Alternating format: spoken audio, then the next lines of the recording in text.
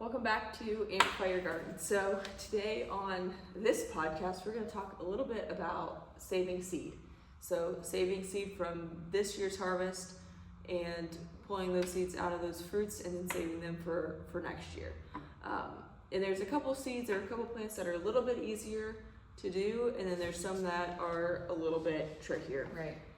So I guess the main thing that whenever you start to embark on this or something you want to do, the two main things that I would stress are that you need the fruit that so think about tomatoes. So you need that tomato to be very ripe when you go to harvest the seeds out of it. So you want it to be very, very ripe, or maybe even past ripe a little bit. And then also you want it to be free from disease because you don't want to plant disease plants, right? So those are the two things really with any plant, and it's also important to note that with a lot of vegetable crops, we actually harvest them maybe a little bit prematurely for consumption. So think of sweet corn, for example. When you eat sweet corn, those kernels are lush and full and plump. But when we plant sweet corn, those seeds, right, they're a little dried up. They're dried up and they're wrinkly. Right, so think of it like that. So whenever we're harvesting for consumption, they're always a little bit premature. So when you're harvesting for saved seed, you really want it to get all the way mature.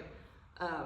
And maybe the difference there, like I think cucurbits are a little different. Like pumpkins, you harvest pumpkins when they're fully mature. Right.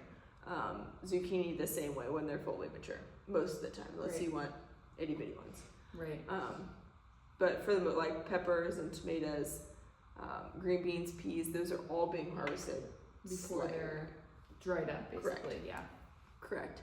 And then something else to keep in mind is how that plant pollinates. So if you want your tomato to be the exact same, you need to be sure, like heirlooms, for example. If you harvest safe seed from an heirloom tomato, those are open pollinated. So what that means is that seed that you're harvesting will be an exact clone of that parent plant. Now, if you get to some of the more commercial varieties of tomatoes that are hybrids, you're likely to get basically a hybrid of hybrid seed.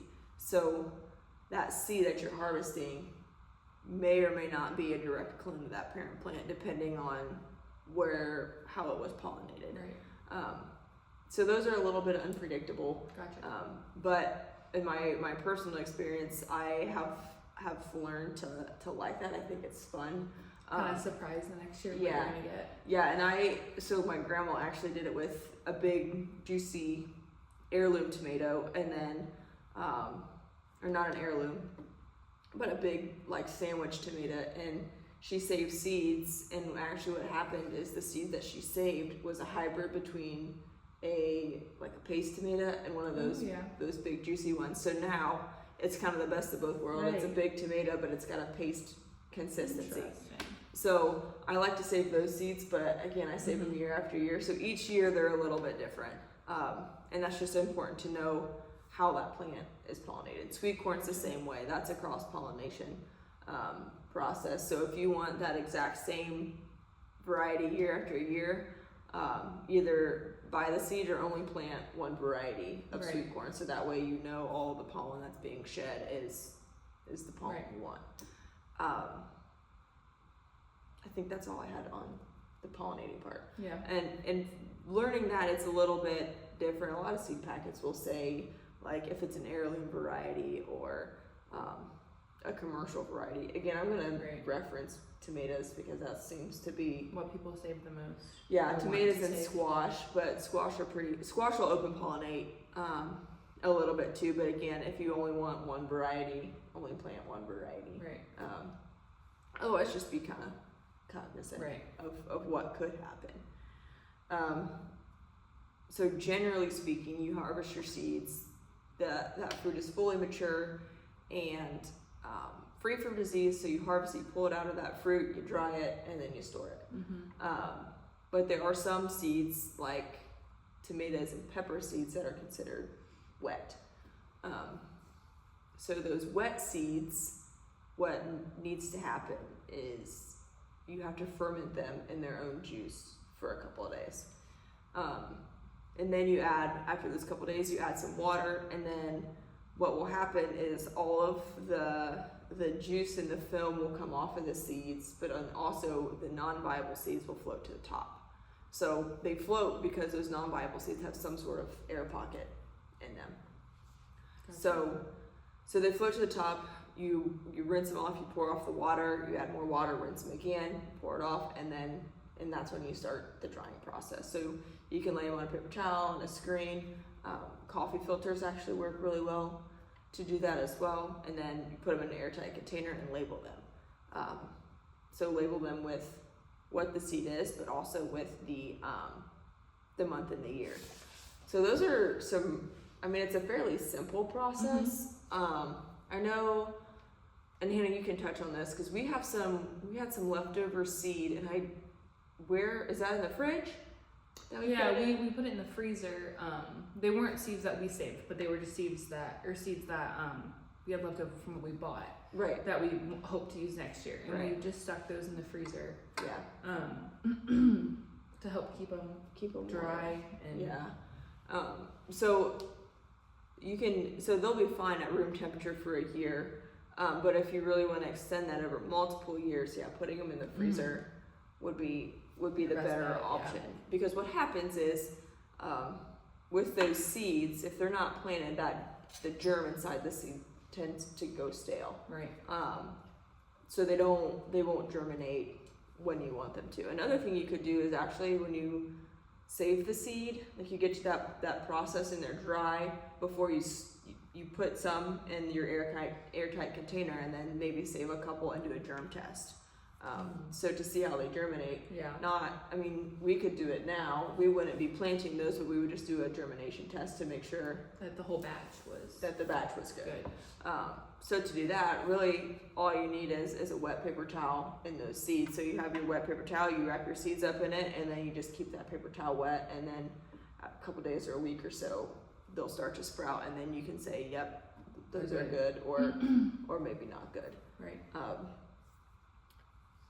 But I think have you ever saved seeds? I've not tried it. It's something that I want to try someday, but I haven't yet. It seems like a more experienced gardener's something. It's not something that, I don't know. I feel like if you're gonna try, maybe not your first year. Or second, because then you're putting too much. You might be putting too much pressure on yourself. Right. I mean, unless you're really, really interested in doing it. I mean, go right ahead and try. But I have not yet because I'm not too confident in doing it. Yeah. So I usually fail when I save seeds, and I actually end up calling my mom for the ones that my grandma was working on. Because my mom will do it for those, and I'm like, do you have any extra? Because mine don't work. But also, I guess for me, there's certain varieties that I like to plant, but I don't stick to one certain variety of plant. You like to switch it up each year. I think that's another thing too. Like if you know, like with the ones that you do, the heirloom paste variety that your grandma started, I think that's a great show of like, if you have a smaller backyard garden, maybe that's what you're saving seed for. Something like that. Something you can't order online or buy at the store. But sometimes it's just easier to buy the pack of seeds at the store. And especially if you have leftovers from that pack too. Like don't use them. Use them the next year. Stick them in your freezer. But I think that it's also, I mean, this is why I don't do it or haven't tried doing it, is because I don't want to rely on them and then they not work like the next year, and then I'm like, crap, I gotta order a bunch of seeds now, like thinking you weren't. So for those reasons I haven't tried yet, but I'm not opposed to it maybe a couple years down the line. And that's the only ones I do it are with my grandmas. That's the only ones, otherwise I buy them. For me it's easier because the fall, like if you're processing tomatoes or really processing anything, your fall is super busy. And maybe if it's part of your routine to save those seeds, it's just part of it, but it's not part of my routine, so it's one extra step when all I'm trying to do is get through my mountain of tomatoes. It's kind of like you might have to put it on the back burner, right? Maybe, right. Yeah, I also think, like I said, I think it's something that I imagine more experienced gardeners are doing, and when you really figure out what you want, and that's what you want every single year. Right. I don't know if I can commit to that. Right, I think it's a lot. It's a lot to commit to,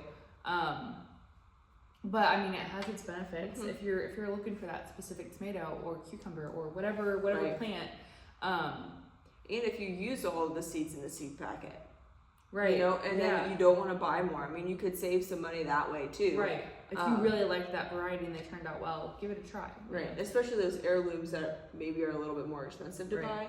That's where I could see it coming in handy. I don't know if you touched on this though, but I would assume that it's easier to do like tomatoes and cucumbers and zucchinis opposed to, let's say, like an onion or radish or carrot, because those don't really have seeds like right off the bat with the plant. And I planted onions before, and it's like little dried up onion bulbs. So those they are trickier to get to, because to be honest, I mean, there's sometimes, and we did a video on it a couple weeks ago probably now, where our onions came up and there was like a little flower head that came up. That's those little flower heads on the onion are what will develop the seed, but not every onion gets that. Right. So so anything root crops basically. You think of a carrot, those carrot seeds are super small, but do you ever see those seed heads come out? I don't know if I've ever seen a carrot seed outside of buying a packet of carrot seeds. So there are some things that are just easier. A lot of times if you physically see the seed when you cut that vegetable open or cut the fruit open, that's where you can start to save the seed. But like even potatoes, if you wanted to do potatoes, you would just cut them up where the eyes are. Right, and that's same with like sweet potatoes, you just do the slips. Yeah. And I think so, and those you don't even really have to try. You just leave the potatoes out on the counter for a little too long, and you can next year have a that's potato how I plant. get my seed potatoes. I just forget about the potatoes that I have. Right. And I actually last night I went down a little bit of a rabbit hole about potato planting, because I have a sweet potato in my backyard, or plant in my backyard, and I didn't know like when to pull, like does it die off like a regular potato plant would, and I went down a little rabbit hole, and I found this woman, and she like has tons of videos on starting planting and then harvesting potatoes. And I just learned that potatoes and sweet potatoes are not in the same family, and they kind of grow differently. Like very much so. Potatoes grow up and sweet potatoes grow down in the ground, and then the sweet potatoes will vine. Yes. Yeah, and I learned that the hard way. I have one sweet potato plant, and it's taking over a fourth of the garden. So, but they kind of start the same. Like they grow eyes, but like sweet potatoes, you have to stick in water for them to grow, and it's just that's a whole nother piece. Right. So we're getting off topic, but still saving seed for your future garden. Right. Sweet potatoes, using the vegetables you have. Yeah. Sweet potatoes, you stick that in water, but I've never had luck with getting slips off of that. My potatoes always rot. Really? Yeah. But regular potatoes, like I'll buy potatoes from the store, and then just like you have your regular white potato, and then you cut it where the eyes are, and then you can get a few per potato. Yeah, 3, 4, and that's 5. with any kind of like a potato. Like you have your Reds, little red, russets, yellows, fingerling potato, like all those different kinds. It's the like only the same thing process. The only thing it doesn't work for is sweet potatoes. Which, now that you say that, I left a few sweet potatoes out like way longer than I should have. Like I just didn't get around to using them, and they started growing just sitting on the counter. Yeah, they just started growing leaves off of them. And so that's where you pop those off and stick them in water. Which I didn't try that. I just threw them away because I didn't need them. But yeah, I just thought that was very interesting that they grow similarly but not the same, because they are not the same family, which is crazy because they're potatoes. Yeah. So that's a good point. Like there's more ways to propagate than just having a seed, because I've had onions sprout too that go old in my pantry. Another thing that you could, which it makes sense, but I've never tried it. I learned it when preparing for this. Tomatoes, you can actually take a cutting from a tomato and it'll root itself. Which makes sense because if you think of how a tomato grows, right, you know, they'll put roots down to stabilize themselves. So that's something else. I mean, you'd already have to have a growing tomato. So I see that working if you had your tomatoes and then you maybe wanted a couple more, then you just do some cuttings and get some more. You're talking about the actual plant? Yeah. Gotcha. Yeah. Which I thought was interesting. That is interesting. And I don't know how well that works. I've never tried it. The internet says it's possible. So there you go. I think that's all we have for today in saving seeds. So this topic is something that we aren't super so familiar on, but if you have advice or put them in the comments. Help us learn, and maybe we'll just toy around with it this fall. I know we talked about possibly saving seeds for some of the more heirloom. We have like green zebras and like a brandy wine, black brandy wine one. Those look pretty good, so we might save those seeds just to save on costs for the garden next year. And to learn. Just to try it. So that's what we have. And again, if you have saved seed in the past, any helpful tricks or tips, be sure to leave those in the comments. Like and subscribe, share this with a friend, and if you subscribe, you'll never miss a beat.